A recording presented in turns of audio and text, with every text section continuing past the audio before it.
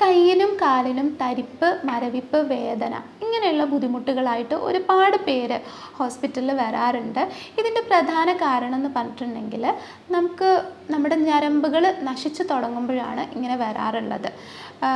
ഞരമ്പുകൾ നശിക്കാൻ വേണ്ടിയിട്ട് ഒരുപാട് കാരണങ്ങളുണ്ട്. അതിൽ ഏറ്റവും പ്രധാനപ്പെട്ട കുറച്ച് കാരണങ്ങളും അതെങ്ങനെ നമുക്ക് സോൾവ് ചെയ്യാം, അതിൻ്റെ ട്രീറ്റ്മെൻറ്റ് രീതി, ഇവയൊക്കെയാണ് നമ്മൾ ഇന്നത്തെ വീഡിയോയിൽ പറയാൻ പോകുന്നത്.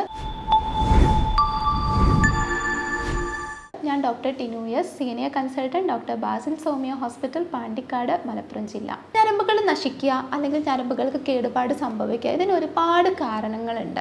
അതിലേറ്റവും പ്രധാനപ്പെട്ട കുറച്ച് കാരണങ്ങളാണ് നമ്മൾ ഇന്ന് പറയാൻ പോകുന്നത്. ഞരമ്പുകൾ നശിക്കുന്നതിൻ്റെ പ്രധാന കാരണമായിട്ട് ഇന്ന് ആൾക്കാർക്ക് കാണുന്നത് വൈറ്റമിൻ B12 ഡെഫിഷ്യൻസി കാരണമാണ്.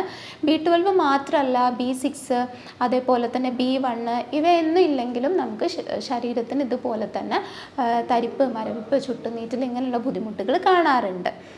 അപ്പോൾ ഈ ഒരു വൈറ്റമിൻ B12 ഉണ്ടാവാതിരിക്കുമ്പോൾ, ശരീരത്തിൽ കുറയുമ്പോൾ നമ്മുടെ ശരീരത്തിൽ എന്തുകൊണ്ട് ഇങ്ങനെ ഞരമ്പുകൾ നശിക്കുന്നു എന്നുള്ളത് എങ്ങനെയാണെന്ന് നോക്കാം. സാധാരണ രീതിയിൽ നമ്മുടെ തലച്ചോറിൽ നിന്ന് നമ്മുടെ ശരീരത്തിൻ്റെ പല ഭാഗങ്ങളിലേക്കും മെസ്സേജസ് സെൻഡ് ചെയ്യുന്നത് ഈ ഒരു ഞരമ്പ് അല്ലെങ്കിൽ നാഡികളിലൂടെയാണ്. ഇപ്പം നമ്മൾ നടക്കുന്നുണ്ടെങ്കിൽ നമ്മുടെ കാലിന് ചലിക്കണം എന്നുണ്ടെങ്കിൽ തലച്ചോറിൽ നിന്ന് ഈ നാഡികളിലൂടെയാണ് ആ ഒരു മെസ്സേജ് നമ്മുടെ കാലിന് കൊടുക്കുന്നത്. ഇപ്പം നടക്കണം എന്നുള്ളത്, നമ്മൾ കൈ കൊണ്ടൊരു സാധനം എടുക്കണം എന്നുണ്ടെങ്കിൽ ആ ഒരു മെസ്സേജ് തലച്ചോറിൽ നിന്ന് ഈ ഒരു നാഡികളിലൂടെയാണ് കയ്യിന് കൊടുക്കുന്നത്. അതുകൊണ്ട് തന്നെ ഈ ഞരമ്പിന് എന്തെങ്കിലും രീതിയിലുള്ള പ്രയാസം സംഭവിക്കുന്നുണ്ടെന്നുണ്ടെങ്കിൽ നമുക്കിതുപോലെ കയ്യിനും കാലിനും തരിപ്പും മരവിപ്പും പ്രശ്നങ്ങളൊക്കെ കാണാറുണ്ട്.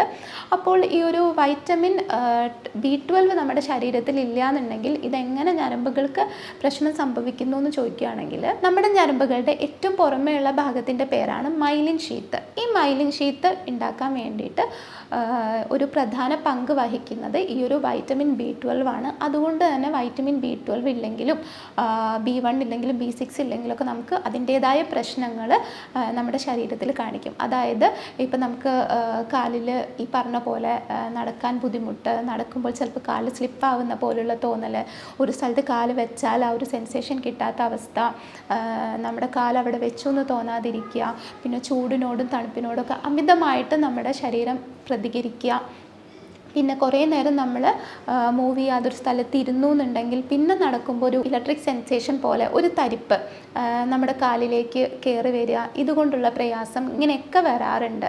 അതുകൊണ്ട് തന്നെ ആദ്യം നമുക്ക് ഈ ഒരു വൈറ്റമിൻ B12 കുറയണം എന്നുണ്ടെങ്കിൽ അതിനൊരുപാട് കാരണങ്ങൾ ഉണ്ടാവുമല്ലോ. അപ്പോൾ അതെന്തൊക്കെയാണെന്നുള്ളത് നോക്കാം. ഒന്നാമത്തതാണ് പ്രമേഹ രോഗം. എല്ലാവർക്കും അറിയാം, പ്രമേഹ രോഗം കൺട്രോൾഡ് അല്ല എന്നുണ്ടെങ്കിൽ അത് നമ്മുടെ ഞരമ്പുകളെ ബാധിക്കാറുണ്ട്. അത് സാധാരണ സംഭവിക്കുന്നതാണ്. എന്നാൽ പ്രമേഹത്തിന് ലോങ് ടേം ആയിട്ട് ട്രീറ്റ്മെൻറ്റ് എടുക്കുന്നവരാണെന്നുണ്ടെങ്കിൽ ചില മെഡിസിൻസ് നമ്മുടെ ശരീരത്തിൽ വൈറ്റമിൻ ഡെഫിഷ്യൻസിക്ക്, വൈറ്റമിൻ B12 ഡെഫിഷ്യൻസിക്ക് കാരണമാവാറുണ്ട്.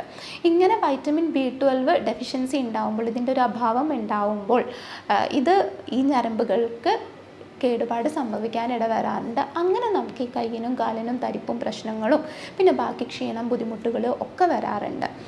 പിന്നെ മറ്റൊന്നാണ്, നിങ്ങൾക്ക് കുടൽ സംബന്ധമായിട്ടുള്ള എന്തെങ്കിലും പ്രശ്നങ്ങളുള്ളവരാണെന്നുണ്ടെങ്കിൽ ഇതുപോലെ വൈറ്റമിൻ B12 നിങ്ങളുടെ ശരീരം കൃത്യമായിട്ട് ആഗീകരണം ചെയ്യാതെ വരും. അതെങ്ങനെയാണെന്ന് വെച്ചാൽ, നമ്മുടെ കുടലിൽ ഒരുപാട് നല്ല ബാക്ടീരിയാസ് ഉണ്ട് നമ്മുടെ ശരീരത്തിന് ആവശ്യമുള്ളത്.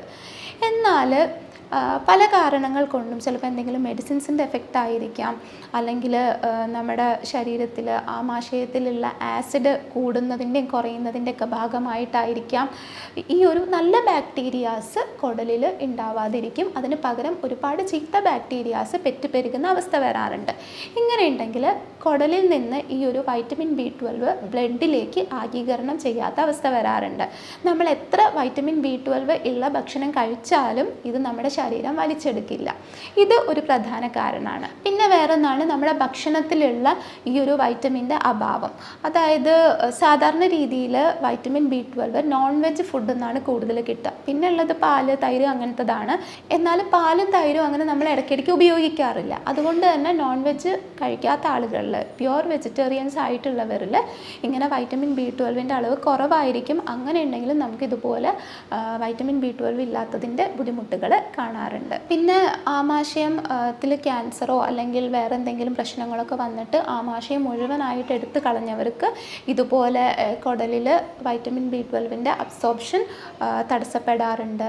അതേപോലെ അസിഡിറ്റിക്ക് സ്ഥിരമായിട്ട് മെഡിസിൻ കഴിക്കുന്നവർക്ക് ഇതുപോലെ കുടലിൽ വൈറ്റമിൻ B12 അബ്സോർബ് ചെയ്യാൻ പറ്റാതെ വരാറുണ്ട്. കാരണം നമ്മൾ അസിഡിറ്റിക്ക് ഒരു പരിധിയിൽ കൂടുതൽ മെഡിസിൻ കഴിക്കുമ്പോൾ നമ്മുടെ ആമാശയത്തിൽ നമുക്ക് വേണ്ട നമ്മൾ കഴിക്കുന്ന ഫുഡിന് ദഹിക്കാൻ പാകത്തിനുള്ള അത്രയും ആസിഡ് ഉണ്ടാവില്ല. അപ്പോൾ അതൊക്കെ ഈ ഒരു വൈറ്റമിൻ അബ്സോർപ്ഷനെ ബാധിക്കാറുണ്ട്. ഇതൊക്കെയാണ് വൈറ്റമിൻ B12, B6, B1 ഇവയൊക്കെ നമ്മുടെ ശരീരത്തിൽ കുറയാനുള്ള പ്രധാന കാരണങ്ങൾ.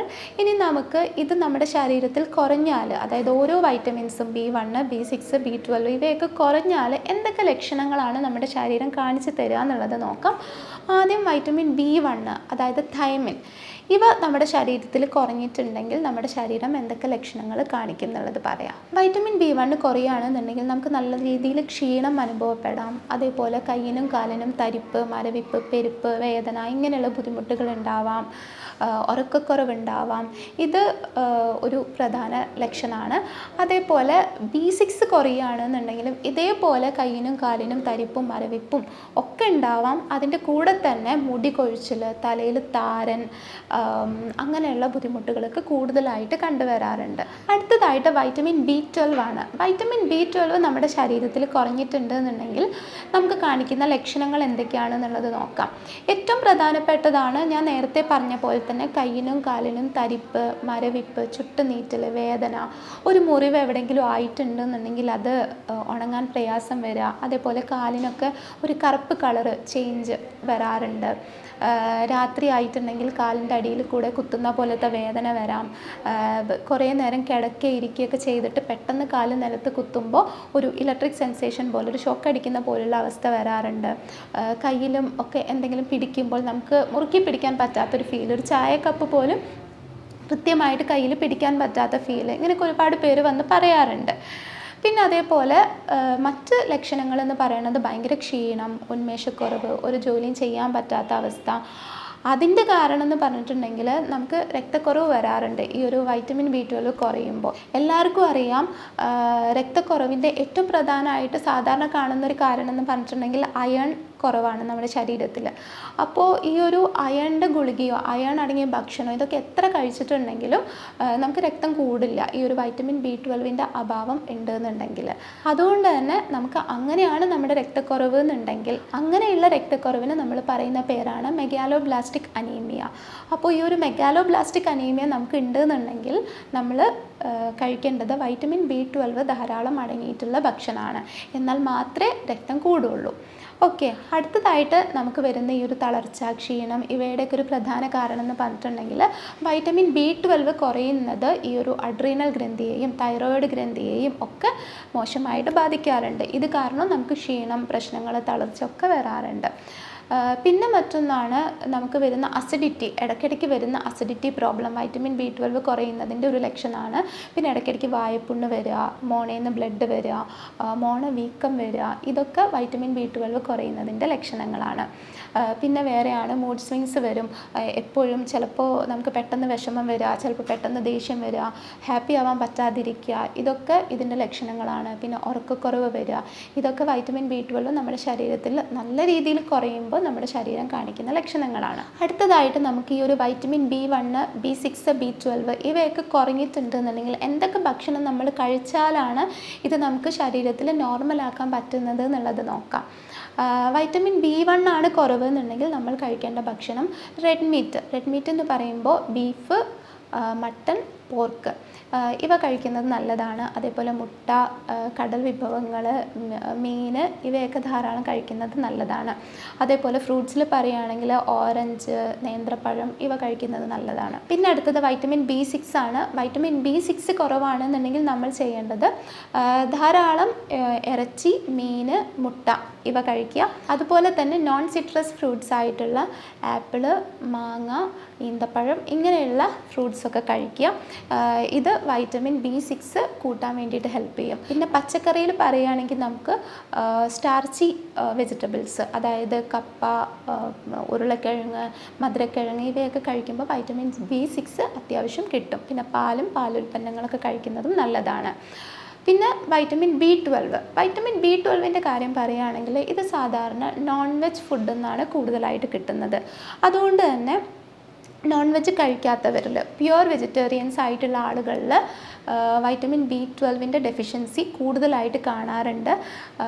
ഇത് കൂടുതലായിട്ട് നമുക്ക് കിട്ടുന്നത് റെഡ് മീറ്റ്, പിന്നെ അതേപോലെ തന്നെ മുട്ട, മീൻ, ബാക്കി കടൽ വിഭവങ്ങൾ ഇവയിൽ നിന്നാണ് മെയിൻലി.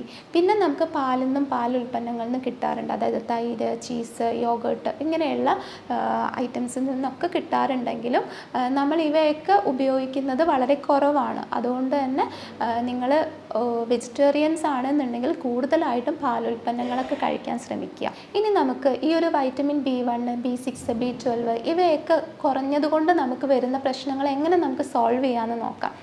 നമ്മൾ ധാരാളം ഈ വൈറ്റമിൻസ് അടങ്ങിയിട്ടുള്ള ഭക്ഷണങ്ങൾ കഴിക്കുക. ഞാനിപ്പോൾ പറഞ്ഞു ഇറച്ചിയിൽ, മീനിൽ, മുട്ടയിൽ, പാലിലൊക്കെ ധാരാളം ഈ B കോംപ്ലക്സ് ഉണ്ട് എന്നുള്ളത്. അപ്പോൾ ഇവ കഴിക്കുക. എന്നിട്ട് നിങ്ങളുടെ ഈ ഒരു ബുദ്ധിമുട്ടുകളൊന്നും മാറുന്നില്ല എന്നുണ്ടെങ്കിൽ, അതായത് ഓരോരുത്തർക്കും ഓരോ രീതിയിലായിരിക്കും ഇത് എഫക്റ്റ് ചെയ്തിട്ടുണ്ടാവുക. ചിലർക്ക് ഇതൊരു പെരിഫറൽ ന്യൂറോപ്പതി എന്നുള്ള രീതിക്കായിരിക്കും.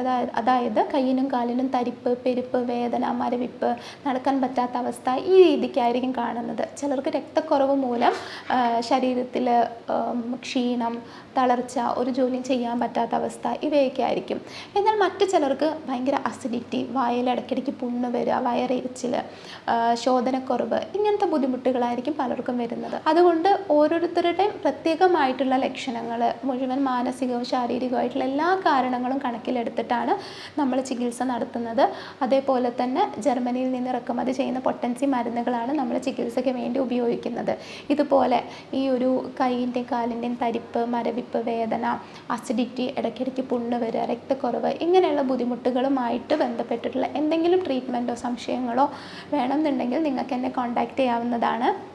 ഞാൻ doctor Tinu S, senior consultant, doctor Basil സോമിയോ ഹോസ്പിറ്റൽ, പാണ്ടിക്കാട്, മലപ്പുറം ജില്ല.